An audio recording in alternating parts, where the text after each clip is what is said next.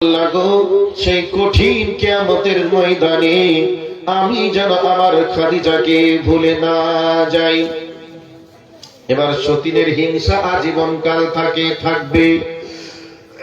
আম্মা জান আয়েশা রাদিয়াল্লাহু তাআলা আনহা যখন বাড়ির দিকে যাওয়ার সময় রাসূলুল্লাহি ইয়া হাবিবাল্লাহ, আপনি 25 বছরের ভরা যৌবনে একজন 27 বছরের বিধবা নারীকে পেয়েছিলেন।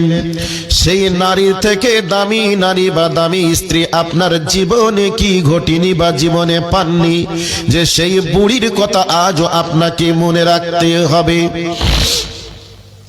আম্মা জান আয়েশা রাদিয়াল্লাহু তাআলা আনহা যখনই এই কথা বলেছেন, আল্লাহর নবীর চেহারাটা স্বাভাবিক থেকে অস্বাভাবিক হয়ে গেল, চেহারাটা লাল হয়ে গেল। আর খাদিজা আয়েশা রাদিয়াল্লাহু তাআলা আনহাকে বিশ্ব নবী বললেন, আয়েশা রে, খবরদার খাদিজার ব্যাপারে তুমি এই রকম মন্তব্য করবে না। তুমি শোনো, খাদিজা হলো আমার এমন দিনের স্ত্রী যেই দিনে আমার মক্কার মাটিতে কেউ সাহায্য করার মতো ছিল না, বিশ্বাস করার মতো ছিল না। ওই সময় আমাকে খাদিজা বুক ভরা ভালোবাসা দিয়ে অর্থনৈতিক দিক থেকে আমাকে পাহাড়ের মতো সাহস যুগে আমাকে দ্বীন ইসলামের জন্য সাহায্য করেছে। শুধু তাই নয়, হযরতে খাদিজা এমন সময় আমাকে সাহায্য করেছিল, বিশ্বাস করেছিল। ওই সময় সাধারণত ভাবে মানুষ কেউ কাউকে বিশ্বাস করতে পারি নাই। অতএব তোমরা সকলেই আমার দুঃখ সুখের দিনের স্ত্রী, আর খাদিজা রাদিয়াল্লাহু তাআলা আনহা ছিলেন আমার দুঃখের দিনের স্ত্রী। আমাদেরকে বর্ণনা করুন যাতে করে আর কোনদিন খাদিজার ব্যাপারে এই রকম মন্তব্য না করি। আম্মা জান আয়েশা রাদিয়াল্লাহু তাআলা আনহার কথার উত্তরে নবীজি বললেন, আয়েশা রে, মক্কার মাটিতে যখন আমাকে মানুষ পেলেই মেরে দিবে, কেটে দিবে, এই রকম সিচুয়েশন ছিল। এই অবস্থায় হযরতে খাদিজা রাদিয়াল্লাহু তাআলা আনহা আমাকে পাহাড়ের মতো করে সাহস জুগিয়েছিল, পাশে দাঁড়িয়েছিল। শুধু তাই নয়, আমি যখন দ্বীনের দাওয়াতে চলে যেতাম, হযরতে খাদিজা চাতক পাখির মতো চেয়ে থাকতো কখন আসবে। এবার আমি যখন রাত্রিতে ফিরতাম, খাদিজাকে জীবনে কোনোদিন দুইবার ডাক দিতে হয় নাই, একবার ডাক দিয়েছে সেখানে কাজ করবে। এই অবস্থায় আমি খাদিজা আরামে বিছানাতে ঘুমিয়ে থাকবো, এটা কোনোদিন হতে পারে না। কারণ আপনাকে কেউ অপমান করবে, গালি দেবে, মারবে, আর আপনি এই অবস্থায় মন খারাপ করে বাড়ি আসবেন, আর আমি খাদিজা আরামে ঘরে ঘুমিয়ে থাকবো, আর আপনি দরজার বাইরে দাঁড়িয়ে দাঁড়িয়ে খাদিজা খাদিজা করে ডাকবেন, এটা আমি খাদিজা মেনে নিতে পারবো না। এই জন্যে দরজার বাইরে দরজার ভিতরে ঠিক লাগে ঘুমাই। এই কথাটা যখনই বর্ণনা করলেন নবীজি, সাথে সাথে হযরতে আয়েশা রাদিয়াল্লাহু তাআলা আনহা তিনি বুঝতে ভ্যালেন্টাইন্স, ওই লিসা ভ্যালেন্টাইন্স আমেরিকার কোর্টের একজন আইনজীবী। ওই আইনজীবী ছিল সাধারণ, সেই আইনজীবী ছিল খ্রিস্টান ধর্মের একজন মহিলা। 2008 সালে ইন্ডিয়ান মানি হিসাবে 1 লক্ষ টাকার বেশি বেতন সে পেত। এবার এক এক করে তিনটা স্বামী তাকে বিবাহ করেছে, তিনজন তাদের ভবিষ্যৎ গুছিয়ে টাকা পয়সা নিয়ে একে ডিভোর্স করে দিয়ে চলে গেছে। ভরাক্রান্ত মনে, ব্যথিত মনে এবার একটা ইসলামিক লাইব্রেরিতে প্রবেশ করেছে।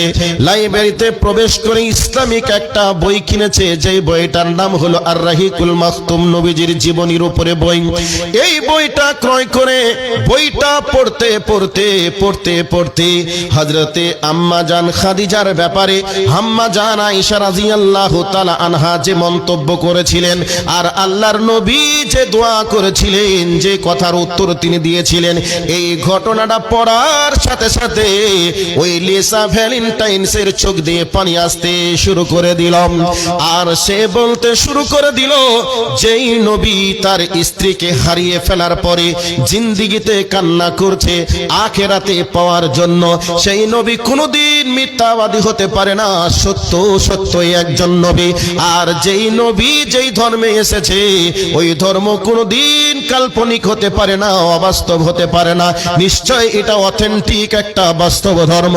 কাজে আর আমি খ্রিস্টান ধর্মে থাকতে চাই না, আমি এই মুহূর্তে কালেমা পড়ে মুসলমান হতে চাই। এবার এই মহিলাটা ওই বইটা সঙ্গে করে নিয়ে চলে গেলেন একটা মসজিদে। মসজিদের ইমামের কাছে গিয়ে বলছেন আসসালামু আলাইকুম। সালাম দেওয়ার পরে এবার মেয়েটা তার পরিচয় জানিয়ে দিলেন, আমি হলাম লিসা ভ্যালেন্টাইন্স, আমি অমুক কোর্টের একজন আইনজীবী। শেষকালে পরিচয় হলো। সমস্ত কথা বলার পরে ওই লিসা ভ্যালেন্টাইন্স এবার সাথে সাথে কালেমা পড়ে মুসলমান হয়ে গেলেন। এবার 2-3 দিন পর এই অবস্থায় যখন কোর্টে যাবে, ওই মহিলাটা এই অবস্থায় এবার বোরকা পরে হিজাব পরে কোর্টে যেতে শুরু করে দিল। এই অবস্থায় এবার কোর্টে বাধা দেওয়া হলো। শেষকালে মেয়েটি বলে দিলেন, এতদিন পর্যন্ত যারা নারীদের পোশাক খুলতে চাই, নারীদের উলঙ্গ অবস্থায় দেখতে চাই, তোমরা নারীদের সম্মান দিতে জানো না, বরং নারীদেরকে তোমরা ভোগ করতে জানো। আর যেই ধর্ম নারীদেরকে সম্মান দিতে জানে, যেই ধর্ম নারীদেরকে মর্যাদা দিতে জানে, আমি সেই ধর্ম কবুল করে আমি মুসলমান হয়ে গেলাম। জোরে বলুন নারে তাকবীর। তো ওই উন্নত নারীদের স্বভাব চরিত্র দেখে আপনারা তাদের অ্যাটিটিউড স্টাইলকে গ্রহণ করে তারা যেমন মর্যাদাহীন হয়ে গেছে, তাদের যেমন দাম নেই, মান নেই, মর্যাদা নেই, সেই রকম বর্তমান সময়ে নারীদের মান মর্যাদা যেন কমে গেছে। এবার বলবেন কেন? একটু উদাহরণ দিই। কোন এক জায়গাতে একটা মহিলা বসে আছে, বুরখা পরে বসে আছে। এমতো অবস্থায় অমুসলিম একজন নারী জিজ্ঞাসা করছে, বোন তুমি বোরখা পরে মুখ খুলে বসে আছো, মুখ ঢেকে বসে আছো, তোমার কি গরমে কষ্ট লাগে না? তোমার কি খারাপ কিছু মনে হচ্ছে না? দেখো আমরা কত খোলামেলা পোশাক পরে আছি, হাওয়া বাতাস লাগছে, কতই না আমাদের আনন্দ উৎফুল্লিত আমরা অনুভব করছি, আর তুমি বোরখা পরে হিজাব পরে মুখ ঢেকে কতই না তুমি কষ্টের মধ্যে রয়েছো। এ কথা যখনই বলল, বলার সাথে সাথে মুসলিম মহিলাটা এবার বলছেন, ঠিক আছে বোঝাতে তো হবে। 2টা চকলেট কিনলো। 2টা চকলেটের একটা চকলেটের প্যাকেটটাকে ছাড়িয়ে মাটিতে ফেলে দিল। ওই চকলেটটাকে কুড়িয়ে বলছে, বোন চকলেটটা আপনি নেন। তো মেয়েটি বলছে, কেন চকলেটটা নিব? চকলেটটা পড়ে গেল, ওই মাটিতে ধুলা লেগে আছে, বালি লেগে আছে, অনেক জীবাণু লেগে গেছে, ওই চকলেটটা খেলেও তো আমার রোগ হয়ে যেতে পারে। আচ্ছা ঠিক আছে, তাহলে এই চকলেটটা নেন। সাথে সাথে যেটা প্যাকেটে ভরা আছে ওই চকলেটটাকে যখনই দিলেন, অমুসলিম মহিলাটা গ্রহণ করে নিলেন। বলছে, বোন এটা কেন নিলে? বলছে, এটা প্যাকেটে ভরা আছে, এর ভিতরে কোনো ধুলোবালু জীবাণু লাগে নাই, এর জন্য এই চকলেটটা নিলাম, এবং এই চকলেটটা খাওয়ার উপযুক্ত একটা চকলেট। তখনই এই মুসলিম মেয়েটা বলছে, শোনো তোমরা অশ্লীল পোশাক, অর্ধলঙ্গ পোশাক পরে আছো, তোমাদের চেহারার উপরে হাজার অপর পুরুষের নজর পড়েছে, তোমার শরীর দূষিত হয়ে গেছে, আর আমি আমার চেহারাটাকে ঢেকে রেখেছি, কোনো অপর পুরুষের নজর আমার চেহারার উপরে পড়েনি। তুমি হলো ওই চকলেটের খোসাবিহীন চকলেট, আর আমি হলাম প্যাকেটওয়ালা চকলেট। আমার দাম, আমার মান আমার আল্লাহ দিয়েছে, এর জন্য আমি আমাকে নিজেকে ঢেকে রেখেছি, যাতে করে দুশ্চরিত্র মানুষের নজর যাতে না পড়ে।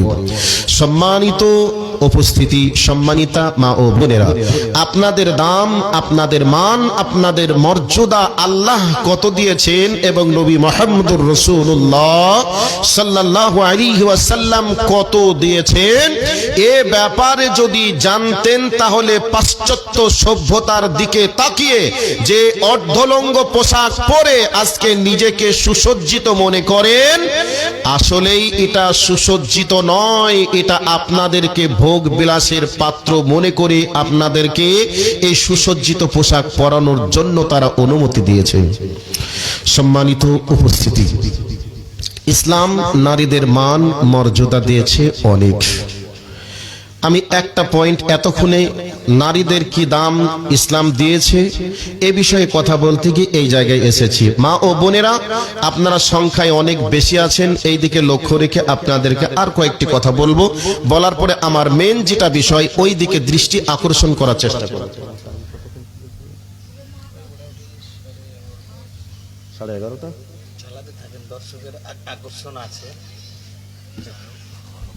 হ্যাঁ দর্শক চাইছে, মানে এটা বুঝতে পারছি দর্শকের দিক থেকে। আচ্ছা, এবার চলে আসছি মা বোন, আপনাদেরকে এবার একটা আয়াত বলবো, একটা হাদিস বলবো, এই পয়েন্টটাকে ছাড়বো, কারণ টাইম যদি কাছে না থাকে তাহলে বক্তব্য দিয়ে মজা পাওয়া যাবে না। শেষের আর একটা গুরুত্বপূর্ণ বিষয় থাকবে। আল্লাহ রাব্বুল আলামিন বলেন, ফাসসালিহাতু কানিতাতুন হাফিজাতুল লিল গায়বি বিমা হাফিজাল্লাহ। আল্লাহ পাক মেয়েদেরকে বলছেন, তোমরা তিনখানা গুণে গুণান্বিত যদি হয়ে যেতে পারো তাহলে তোমরা দুনিয়ার জীবনে সুখী হতে পারবে, আখিরাতে তোমরা সলিহা ডিগ্রি লাভ করে বিশ্ব সুন্দরীর মর্যাদা লাভ করতে পারবে। আল্লাহ সুবহানাহু ওয়া তাআলা সেই তিনটে গুণ কি কি বলেছেন এবার ভালো করে শুনে নেন। সম্মানিতা মা ও বোনেরা, এবং যে সমস্ত যুবতী বোন আছো সেই বোনদেরকে বলছি, যারা এখনো বিবাহ করনি তাদেরকে বলছি, তোমার মনে যদি এটা স্বপ্ন থাকে যে আমি স্বামীর ভালো স্ত্রী হব, শ্বশুরের ভালো বৌমা হব, শ্বশুর বাড়ির বংশের লোকেরা আমাকে নিয়ে গর্ব করবে, এরকম আমি হতে চাই, তাহলে তোমাকে এবার বলছে শোনো, ফাসসালিহাতু কানিতাতুন হাফিজাতুল লিল গায়বি বিমা হাফিজাল্লাহ। আল্লাহ রাব্বুল আলামিন বলেন, হে দুনিয়ার মহিলারা, তোমরা কান করে শুনে নাও, তোমরা দুনিয়ার জীবনে যদি সুখী হতে চাও, তোমরা স্বামী যদি ভালো স্ত্রী হতে চাও, শ্বশুর বংশের লোক তোমাকে নিয়ে গর্ব করবে, আনন্দ করবে, এই টেন্ডেন্সি যদি তোমাদের মনে থাকে, আমি আল্লাহ তোমাদেরকে তিনটি ডিগ্রির কথা বলছি। এই তিনটি ডিগ্রি অর্জন করার জন্য কোনো স্কুলে যাওয়া লাগবে না, কলেজে ইউনিভার্সিটিতে গিয়ে নেওয়া লাগবে না। আমি আল্লাহ তোমাদেরকে তিনটে ডিগ্রি দিয়ে দিলাম। এক নম্বর হলো ফাসসালিহা, তুমি নেককারনিওয়ালি হয়ে যাও, ধর্ম পালনকারনিওয়ালি হয়ে যাও। নাম্বার 2, আল্লাহ পাক বলছেন অল কানিতা, তুমি কানিতা হয়ে যাও, মানে তুমি অল্পে সন্তুষ্ট হয়ে যাও। অল্পে সন্তুষ্ট, এই বিষয়টি একটু খোলাসা করি আপনাদের কাছে। অল্প সন্তুষ্ট বলতে স্বামীর যেমন ইনকাম থাকবে, ওই ইনকামের উপরে যদি কোনো স্ত্রীর চাহিদা থাকে, এবং স্ত্রীর যদি মনের বৈশিষ্ট্য এমনই হয়, স্বামীকে যদি বলতে পারে, স্বামী গো, আমি তো আমার না, আমি তো কেবল মাত্র তোমার, আমি কোন কালারের শাড়ি পরলে, কোন কালারের জামা পরলে, কি চুড়ি পরলে, কোন কালারের জুতা চপ্পল পরলে ভালো লাগবে, এটা তোমার নির্বাচন। কারণ এই ভালো লাগা না লাগা এটা তোমারই ব্যাপার, কার ভালো লাগলো না লাগলো এটা বিষয় নয়, কিন্তু তোমার চোখে যেটা ভালো লাগবে ওটাই যদি তুমি আমার জন্য নিয়ে আসতে পারো, এটাই আমি নিজেকে ধন্য বলে মনে করব। যদি কোনো স্ত্রী এই গুণে গুণান্বিত হয়ে যায়, স্বামীর পছন্দকে যদি কোনোদিন অমান্য না করে বরং মান্যতা দেয়, তাহলে ওই স্ত্রীর প্রতি স্বামীর ভালোবাসা বাড়বে কি বাড়বে না? একটু আওয়াজ দিন, বাড়বে কি বাড়বে না? বাড়বে। কিন্তু বন্ধুরে, বর্তমান সময়ে স্ত্রীদের চাহিদা কিন্তু লাগামহীন, এবং চাহিদা এমন হয়ে যায়, স্বামী যত ভালো পোশাক এনে দেখ না কেন, স্বামীর পছন্দকে মূল্যায়ন করতে জানে না, বরং অপমান করে আলাদা কথা বলতে শুরু করে দেয়। এবার উদাহরণস্বরূপ একটা ঘটনা বলি। উদাহরণস্বরূপ ঘটনা হলো এই, 3-4 বছর হয়ে গেছে, বিবাহ করেছে, ঈদের দিনে কোনো নতুন কাপড় চোপড় স্বামী এখনো পর্যন্ত কিনে দেয় নাই, কারণ অভাবের সময়। এই অবস্থায় একদিন রমজান মাসের 1 মাস 2 মাস আগে স্বামীকে বলছে, স্বামী গো, 4 বছর হয়ে গেল তোমার সঙ্গে আমার বিবাহ হওয়া, এখনো পর্যন্ত তোমার কাছে ভালো দামি শাড়ি আমি এখনো পেলাম না, তবে আমার মনের ইচ্ছা আগামী ঈদুল ফিতর ফিতর আসবে, ওই ঈদুল ফিতরের দিনে তোমার কাছ থেকে একটা ভালো দামি শাড়ি লাগবে। স্বামী বলে নিল, ভেবেও নিল, সত্যিই আমি এমন একটা স্বামী, তোমার সঙ্গে 2 বছর বিবাহ হয়ে 4 বছর বিবাহ হয়েছে, এ কথা সত্য, কিন্তু তোমাকে একটা দামি শাড়ি আমি তোমাকে দিতে পারি নাই, অতএব আগামী ঈদুল ফিতরে তোমাকে একটা দামি শাড়ি আমি দেওয়ার ব্যবস্থা করব। এবার কি করলাম, ওই গরিব মানুষ বেচারা এদিক ওদিক কাজ কাম করে, কোথাও যেন রাজমিস্ত্রির কাজে গেছে। এবার রাজমিস্ত্রির কাজে গেল, রায়গঞ্জ বাজারে নেমে পড়লো কাপড় নেওয়ার জন্য। আল্লাহ রাব্বুল আলামিন বলেছেন, ওয়া বিমা আনফাকু মিন আমওয়ালিহিম। এবার আল্লাহ বলছেন, তোমরা উপার্জন করবে আর স্ত্রীদের পিছনে খরচ করবে। একটা ভাবনা চিন্তা। 2 নম্বর স্ত্রীর চাহিদা।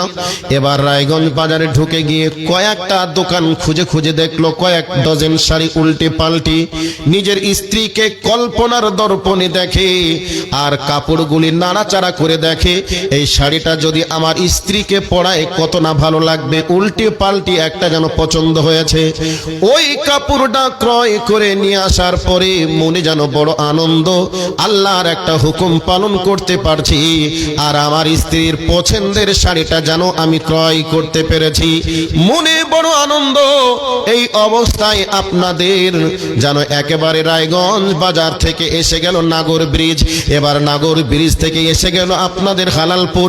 এই জায়গাতে আর যেন কোনো আপনা মানে ভাটল বাজার, এই বাজার থেকে আর কোনো টোটো মোটো কিচ্ছু পাচ্ছে না। প্রচন্ড রোদ, রোদের তাপে রোদকে রোদ মনে না করে মনের আনন্দে হাঁটতে হাঁটতে চলে আসছে। কারণ 2টা আনন্দ তার মনের ভিতরে। একটা আনন্দ হচ্ছে আল্লাহ পাক বলেছেন তোমরা ইনকাম করে বিবিদের পিছনে খরচ করবে। আল্লাহ পাকের আদেশটা পালন করতে পারলাম, 4 বছরের মনের আশা আমার স্ত্রীর পূরণ করতে পারবো। এর জন্য মনের আনন্দে এবার বাড়ির দিকে রওনা করেছে, আনন্দে হাঁটতে। এরপরে বাড়িতে এসেই দেখছে বাড়িতে কেউ নেই, বাড়িটা একেবারেই ফাঁকা। এই অবস্থায় স্ত্রী বিভিন্ন কাজে কামে ব্যস্ত হয়ে আছে। ঘরের ভিতরে আস্তে করে ঢুকে নাম করে ডাকছে সলিহা। সলিহা ডাকটা যেমনি শুনলো আর তার কান যেন তার ব্রেনকে বলে দিল, এই ডাকটা তো আমার স্বামীর ডাক। এবার ঘরের ভিতরে এসে গেল। ঘরের ভিতরে এসে স্বামী মনে মনে কতই না আনন্দে রয়েছে, আমার স্ত্রীর মনের পছন্দের শাড়িটা আজকে দিতে পেরেছি। এই অবস্থায় কাপড়ের ব্যাগটা তার হাতে দিয়ে দিল, যাতে করে কাপড়টা খুলবে আর নিজে আনন্দ পাবে। এর জন্য কাপড়টা তার হাতে দিয়ে বলছে, সলিহা এই ব্যাগের ভিতরে যেটা আছে তুমি এবার বার করে দেখো। ব্যাগটা যখনই দেখেছে এই অবস্থায় স্ত্রীও যেন মনে মনে ভেবে নিল, আমার স্বামীর কাছে যেটা চেয়েছিলাম ওইটা যেন আজকে আমার জন্য বরাদ্দ হয়ে গেছে। ব্যাগের থেকে চেনটা টানার পরে সাথে সাথে কাপড়ের কালারটা দেখলো আর এদিক ওদিকে নাড়াচাড়া করে মুখটা জড়ো করে বলছে, তোমার চোখে ভালো জিনিস পছন্দ হয় না, 4 বছর পরে তোমার সঙ্গে চেয়েছি আর সেটা তুমি দিয়েছো, কিন্তু এটা কি কোনো কালার হলো? স্ত্রীরা এরকম কথা বলে দেয়, বলে কি বলে না? বলে। স্বামীর পছন্দের মূল্যায়ন বা দাম দিতে জানে না। সাথে সাথেই বেচারা এড়িয়ে খাটের উপরে শুয়ে গেল। স্ত্রী বলছে, কি হলো গো, গরমে কি কষ্ট হচ্ছে, পানি নিয়ে আসবো? স্বামী তখন দুঃখ করে বলছে, পানি নিয়ে আসিস নে রে, একটু বিষ নিয়ে আয়, বিষ। আর দুনিয়া করে লাভ কি হবে? 4 বছর পর তুই আমার কাছে চাইলি, আমি একেবারে রায়গঞ্জ বাজারে সব থেকে বড় দোকান খুঁজে খুঁজে দেখলাম। এরপর উল্টিয়ে পাল্টিয়ে দেখে তুমি কোন কালারটা পরলে তোমার ভালো লাগবে এটা দেখে আমি নিয়ে এসেছি, আর এত আনন্দ তুমি 1 সেকেন্ডেই নষ্ট করে দিলে। এই ধরনের কথা স্বামীদের মন থেকে দুঃখ করে এ কথা বার হবে কি হবে না? একটু আওয়াজ দেন, হবে কি হবে না? হবে। আল্লাহ পাক বলছেন, যদি কোনো মেয়ে বলতে পারে, ওগো স্বামী জান আমি তো আমার নয়, আমি কেবল মাত্র তোমার, এই কথা বলে যদি স্বামীর মনকে জয় করে নিতে পারে, তাহলে স্বামী আগামী বছর বলবে, সলিহা তোমার জন্য 2000 টাকার আমি নিয়ে এসেছি, আগামী বছর তোমার জন্য 3000 টাকার দেব, কারণ 2000 টাকা শাড়ি সে আলহামদুলিল্লাহ বলে কবুল করে নাও। আল্লাহ পাক 3 নম্বরে বলছেন ওয়া বিমা হাফিজাল্লাহ, আল্লাহ রাব্বুল আলামিন বলছেন বান্দারে বান্দিরে তোমাকে আমি আল্লাহ যে বডিটা দিয়েছি, শরীরটা দিয়েছি, এই শরীরটা তুমি হেফাজত করবে, কন্ট্রোল করে রাখবে। এই শরীরটা তোমার যেন চাচাতো ভাই, খালাতো ভাই, মামাতো ভাই, তোমার পাড়া প্রতিবেশীর দেওর ভাসুর দেখে যেন আনন্দ না পায়, এই করে তোমার বডিটাকে কন্ট্রোল করবে, হেফাজত করবে। আল্লাহ পাক বলছেন তুমি যদি 3খানা গুণ নিয়ে আসতে পারো, আমি আল্লাহ তোমাকে কিয়ামতের ময়দানে সলিড এবং আমার বডিটাকে হেফাজত করে রাখবো, তাহলে ওই মেয়েটা আনন্দে চিত্তে আল্লাহর জান্নাতে যেতে পারবে। এবার একটা হাদিস শুনিয়ে দিই। আল্লাহর নবী বলছেন আল মারআতু ইযা খামসাত সাল্লাহা ওয়া সামাত শাহরাহা ওয়া আতাআত বালাহা ওয়া আহসানাত ফারজাহা ফালিতাদখুলিল জান্নাতা মিন আইয়্যা আবওয়াবিন শাআত। আল্লাহর নবী বলছেন ওরে আমার উম্মতের দল, তোমাদের ভিতরে যদি 4টা গুণ বিদ্যমান থাকে, আমি নবী তোমাদেরকে জানিয়ে দিলাম জান্নাতের 8টি দরজার মধ্যে যেই দরজা দিয়ে ইচ্ছা ওই দরজা দিয়ে প্রবেশ করতে পারবে। 1 নম্বর হলো যে মেয়েটা দিনে 5 ওয়াক্তের নামাজ পড়তে পারবে, ওয়া সামাত শাহরাহা রমজান মাসে রোজা রাখতে পারবে, ওয়া আতাআত বালাহা যে মেয়েটা ব্যবহার চরিত্র দিয়ে তার স্বামীর মনকে জয় করতে পারবে। আল্লাহর নবী তারপরে 4 নম্বর বলছেন ওয়া আহসানাত ফারজাহা যে মেয়েটা তার বডিকে কন্ট্রোল করতে পারবে, তার সরঙ্গাকে হেফাজত করতে পারবে, আমি নবী তাদেরকে জানিয়ে দিলাম তারা জান্নাতের 8টি দরজার মধ্যে যেই দরজা দিয়ে ইচ্ছা ওই দরজা দিয়ে প্রবেশ করতে পারবে। জোরে বলুন নারে তাকবীর। তাহলে নারীরা যদি মনে করে আমরা জান্নাতে যাব, জান্নাতের 8টি দরজা দিয়ে প্রবেশ করব, এরকম যদি কোনো নারীর ভিতরে ইচ্ছা থাকে, নবীজি বলছেন 4টা কাজ করো, তাহলে জান্নাতে তো যাবেই যাবে। জান্নাতের 8টি দরজা যে দিক দিয়ে মন ওই দিক দিয়েই প্রবেশ করতে পারবে।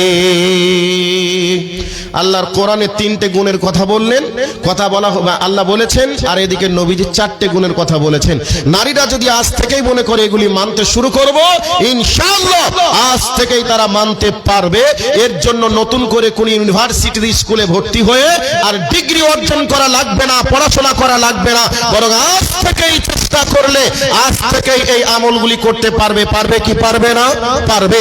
এবার মায়েদেরকে বলছি শুনে রাখুন, আর ছোট্ট করে একটু আপনাদের কাছ থেকে সময় নিচ্ছি। বিরক্ত হচ্ছেন আমি বুঝতে পারছি, কারণ আপনারা অপেক্ষায় আছেন আমার শ্রদ্ধেয় বড় ভাই হযরত আলী সাহেবের জন্য। তো আসবেন উনি, অসুবিধা নেই, আসবেন, দেখা তো করেই গেলেন, তো একটু ধৈর্য ধরুন। এবার মায়েদেরকে বলবো একটু ধৈর্য ধরুন। সাথে সাথে এবার এই মাদ্রাসা যে তৈরি হয়েছে, এই মাদ্রাসার দায়িত্ব কর্তব্য কি একটু বলছি। এই প্রতিষ্ঠানগুলি থেকে তৈরি হবে হাফেজা, প্রতিষ্ঠানগুলি থেকে তৈরি হবে আলিমা। হাফিজা আলিমা যদি তৈরি হয়, তাহলে আমাদের সমাজের পরিবেশ কেমন হবে একটু বলি।